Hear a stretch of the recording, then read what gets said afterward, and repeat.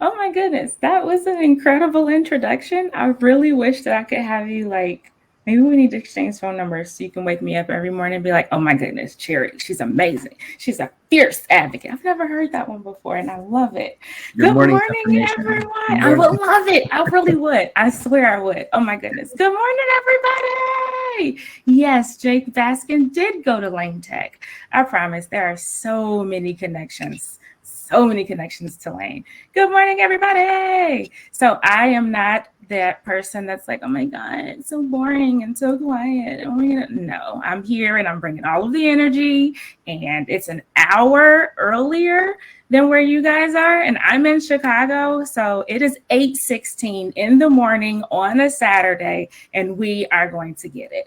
Diane, I know it's even earlier for you in the Pacific time zone, so we are going to be making sure that you all are very much engaged and into all of the things that we're saying and sharing this morning today at your CS for New York Summit. Are y'all excited? I need to see that y'all are excited. Get excited in the chat. Show me you're excited. Yay. Show me you're excited. Use the emojis and the things and the yes, there we go.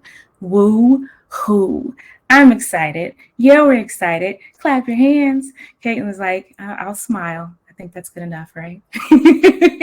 I'll take it. Absolutely. Awesome sauce. So excited to see all of the responses in the chat from 138 folks who are ready to get it going. Alrighty, so welcome, CSTA. We are the world's largest computer science department. I've always loved that phrase.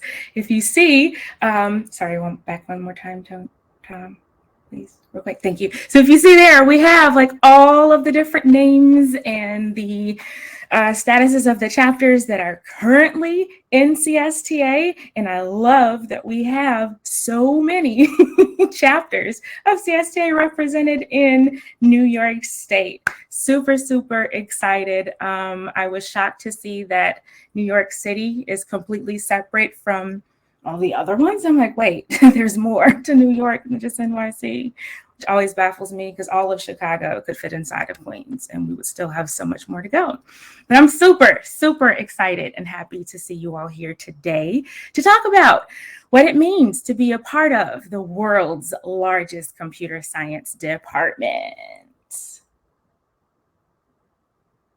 Awesome. So CSTA is your place to belong, to grow as a CS educator, as a CS advocate, as a stakeholder in computer science education, and to have ways, tangible ways of impacting your classroom, your communities, and so much more. And so today I'm going to talk about just 3 ways that we are passionate about engaging and interacting with our CSTA members and all of our community, our international community of CS teachers and policymakers and administrators and higher education faculty. So many different roles that so many people play as a part of being involved with computer science, the Computer Science Teachers Association. So 3 different ways. One, yes, we want you to join, be a part of, like, this is what we mean about access. When we're saying, hey, this is the opportunity that is available to you, and we want for you to join. We want for you to participate as a member of your local and expanded computer science community. Next, we want for you all to actually engage with the variety of professional development opportunities that you can have at your disposal as a CSTA member, as a CSTA Plus member. I'll make sure I get to that in a little bit. We have year-round PD and opportunities to learn that are actually engaging and ones that you actually want to show up for. If I could just get several people to answer this question for me, how many folks here have ever, just in the history of your careers, attended a professional learning or professional development experience that you got absolutely nothing out of? It was completely irrelevant. I know that is an amazing emoji, right? Just let me know in the chat. Have you ever, at any point in time, Jocelyn says everyone. Have you ever attended a PD where you're like, oh my goodness, this is a complete waste of my time. I could have been at home on HBO Max watching Abbott Elementary and living my best life, and I did not need to be here? Yeah, okay. So yes, we are not about wasting your time. We're not about that life of inviting you to attend PD that you can't actually take information from and implement in your classrooms right away. We are not about that life. We want to make sure that oh my goodness, it could have been an email. I was so happy to see that became a gift this year, like in the emergence of COVID, that folks are like, yeah, this meeting could have been an email. Yes, we want to make sure that you, as busy, time-consumed educators who are making so many strides and so much impact in your classrooms, are getting worthwhile resources and materials that actually help you to do your job even more effectively. Absolutely. So yeah, last but not least, we want to give and present you with opportunities to lead. I always am a big fan of using the phrase, use your teacher voice. We all know what it sounds like when you have a student and you need to send them a little bit of motivation or incentive to cooperate or to collaborate with the rest of the team, right? And you have to use your teacher voice and maybe get a little stern. For those of you who are parents, you absolutely recognize this as, okay, what did I just tell you? Are you going to participate? Are you going to turn your camera on? Are you going to have a seat and actually engage in our conversation? Or would you like to just be rogue and do your own thing? What would you like to do? You have a choice here. I would highly recommend that you make the right one, right? We have a teacher voice. We know what it sounds like. However, outside of the classroom, so many educators discredit or maybe don't describe as much value to your expertise as you would probably like, or to make sure that you know how much expertise you have. CSTA has a ton of opportunities for you to demonstrate those already established leadership skills in other capacities. And so we want to hear your voice. We want you to use your teacher voice. We want for you to share your expertise with our global community of CSTA members. Alrighty, so first things first, I believe this is information that folks may not know about. We actually have recently launched online courses for, actually, I'm going to have to pause. Tom, would you mind refreshing, maybe closing out of that and then refreshing your screen? I do have slides that have been, I know. I just did so many things. I apologize for the inconvenience. Thank you so much for your patience as we continue to move forward with the next slide. There we go. Awesome. So CSTA has actually online courses that are presented through Coursera. And these are actually, we just started them within the last couple months. Our next iteration of these particular courses will begin on October the 10th. And these are opportunities for, again, educators to learn and attend PD that's actually relevant to the work that you're doing. So for starters, we have on the left, the Identity Inclusion for K-12 CS Educators. This is a 10-hour course. Yes, you are given professional development, continuing education, all of the things, credits. Yes, retired educators, you can join these courses too. Yes, we're all about inclusion. Inclusion. Yes, please come on in. We want for our educators to, in this space, get to know yourself, and how your intersectionality translates with privilege, marginalizations. These are very big and maybe complicated words. I'll just give you an example. In this space, As an educator, as a multi-level degreed human, as a US citizen, as an English-speaking individual, I am bringing into this space a lot of privilege, a lot of power that I have access to as a result of my position in society based on what our society deems as valuable and ascribes more power and privilege to. However, in spaces, computer science particularly, I, maybe you couldn't tell, am a Black woman.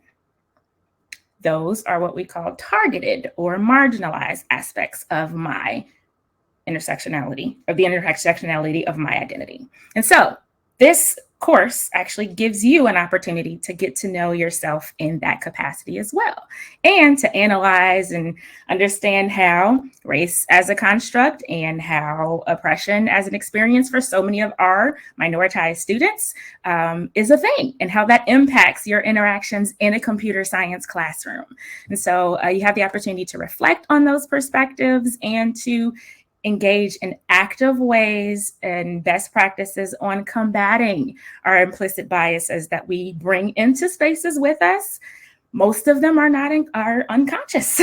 However, those are things that are actively impacting our students in their ability to receive equitable access to computer science educational opportunities. So that's something that I think is valuable. And I got a couple folks in the chat that agree that's something that they would like to attend and would find beneficial. On the other side of the slide, we have a course on the security mindset. Not sure if folks know, but October is International Cybersecurity Month. Whoop, whoop.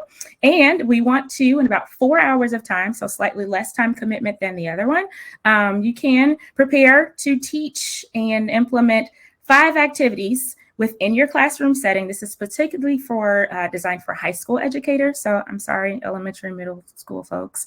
This is geared more toward high school students, but you can actually have relevant lessons that are ready to go for you to teach in your classrooms and implement, boom, right there on authentication procedures and social engineering and all kinds of stuff that I'm not informed enough about to speak to, but I can read them off the slide. Go ahead, Ellen. I said I can adapt them to elementary. That's what I'm talking about. I am not familiar with CTLE credit. I'm in Chicago, and perhaps that is an acronym. I'll grab that question. It's okay. Sure. Thanks. Sure thing. So that's something that I can make sure I get back to you on later. I do know that continuing education credits are available upon successful completion of the course for all course completers. And so if there's anything that you have specific to that question, I can. Yes, thank you, David. CS4New York is going to look into that for you. Awesome, awesome. Okay, Lori, with the calendar of resources. Thank you. Awesome. All right, moving forward. Those are just a couple of the opportunities that we have for folks to engage in professional development learning. And this is a quote that I absolutely love, taken from one of our attendees at this year's CSTA conference that was here in Chicago at the McCormick Center. Give me a hands up, give me a shout out if you were able to attend that. Yes. Who was at the conference this summer? Let me know. Will was there. Awesome. Turn up. Thomas was there. Yeah. Doug, Ruth, I saw you there. I hugged you there. Absolutely. Yeah, Lori. Tom said, yo, I was there. Yes, Ashley. Go ahead. Diane, we saw you. Absolutely. Go ahead, Amy. Yes. Hanging with your peeps in Chicago. Awesome. This was a quote that we gathered, some qualitative feedback that we received from one of our conference attendees. CSTA is exactly what every CS teacher in our nation needs. Love it for the first time attenders as well. Alafia, love the name.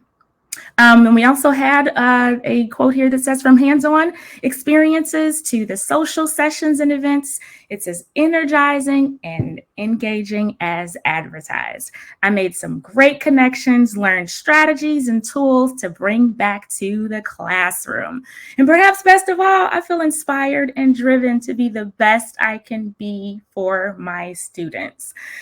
When I read this quote for the first time, I cried because this is exactly what we want to hear. We want to know that our Teachers, our educators, our first line of defense, and in many spaces, not just the teachers, but also the academic teams, the behavioral specialists, the social workers, all of the many hats that teachers wear within and outside of the classroom. We love to hear that you feel inspired. We love to hear that you have tools actually in hand to take back to your classroom and to be able to be there and be available and have the resources that you need to support your students. That is what we're all about. Now I want to see this tweet about the bartender's comment. I really want to see that now because we got a whole lot of conversation about it. All righty, next slide, please. We also have, okay, this is out of order. How did this happen? Okay, thank you. Whether you are a K-12 CS teacher or an advocate for K-12 CS Ed, there are lots of different ways for you to actually get involved with and give back to CSTA. Lots of leadership opportunities for you. So as a member of any of the volunteer committees listed, you can participate on the awards committee. That's something I wanted to point out here. Chapter leadership committee members. Any of those here? Yes? Anybody? Let me know. We have the chapter leadership committee members who can plan and facilitate PD for other CSTA chapter leaders. All of this information is here in the slides. Awesome! I love it. Awesome, awesome, awesome. Cool. Next slide, please. You also have lots more CSTA volunteer, yes, committees. Next slide, please. Now, this is the call to action. I want you all to join our community of CS teachers. Next. Love it. Next slide, please. How many CSTA chapter members do we have? Over 10,000. How many CSTA chapter events have we hosted this year? Over 500. These are actually, the next slide is a list of just some of the types of activities that we have hosted. Look at this. Membership committee meetings. We've attended summits and conferences. And again, these are for specific chapters, PD weeks, student events, and so much more. Now, this is the part where Jason loves me. For this month, we have and that's in spite of the pandemic. Exactly. If teachers will be nothing else, we will be adaptable. We will be resourceful. So this month, in the spirit of friendly competition, CSTA is awarding a $500 bonus for the top 3 chapters that have the greatest number of CSTA chapter members by the end of this month. Also, boom, another $500 bonus for the top 3 chapters that show the largest percentage of growth in new CSTA chapter plus CSTA plus chapter members. Yes, these slides, yes, are available for use, and Jason has you covered. So far, I wanted to let you know, you guys have CSTA Iowa, New Jersey, Boston, they're in the running. How come CSTA New York chapters ain't on here? Y'all should be offended. You should prove us wrong. You should make sure that any of the New York chapters are listed as the top 3 for this month. By October 31st, we want to see these numbers. And hey, then you can also consolidate. That is an option. Have one big CSTA New York chapter, or just consolidate regional chapters according to your preference. But these are some opportunities that we want you all to be made aware of, because those funds could go back into your chapter and to use for the needs and the initiatives for your local communities. All right. Cool beans. Next slide. Awesome. Here's my contact information. Any other questions that you have pertaining to CSTA's Equity Fellowship, the Annual Conference Committee, any of the things, the Computer Science Honor Society, nominations and elections processes. If you're interested in becoming a national board member, I can help you navigate all of that. And if I don't have the answers, I am very well connected to get you to the folks you need to talk with. Cool beans? Thanks so much for having me today. You all are amazing educators, and we thank you so much for the work that you're doing in New York and around the country for our students and our other stakeholders in CSA. Thank you, Charity. Amazing. We have one more brief announcement. I know our breakout sessions are getting started, but I wanted to introduce Diane Levitt, Senior Director of K-12 Education at Cornell Tech, for a great student announcement. We are doing this slide. Hold on for you, Diane. You're seeing all my slides very quickly because we're running late. But I want to say really, really quickly, especially to all you high school teachers out there, Cornell holds a high school programming contest every year. We do one in March that is designed for students who come from groups that are historically excluded from tech, and we do it with the Women in Computing at Cornell group. It will be in Ithaca and New York City, so it's really accessible to large parts of the state. We do that warm-up contest on March 4th, and then we do our main contest on April 1st. It's free to participate. If you want me to be sure to include you on the list, shoot me a DM here in Hopin with your email address, and I will let you know as soon as registration is live. We really want your kids there. Thanks so much. Take care. Thanks, Tom. All right. Thank you, Diane. We are moving to breakouts. Thank you for those of you who stuck around. But breakouts are going to be awesome. We have K5, 6, 8 great sessions, developing a STEM curriculum, supporting equity and access through AP Computer Science, culturally responsive CS in New York City, implementing high quality CS in our schools. Lots of great things. Joy's asking to volunteer for the Cornell Programming Contest. I think that's a yes, probably. Potentially. Yeah, there you go. Absolutely. So excited for the programming contest to group. When is it going to be the entire state, Diane? We'll see. We'll get there. When someone else wants to host it on their campus at the same time. All right. Perfect. We'd be very happy to do that. So happy. We'll work on that. All right. Thank you, Diane. Thank you, Charity. Let's move to breakouts. We'll see y'all back at the end of the day.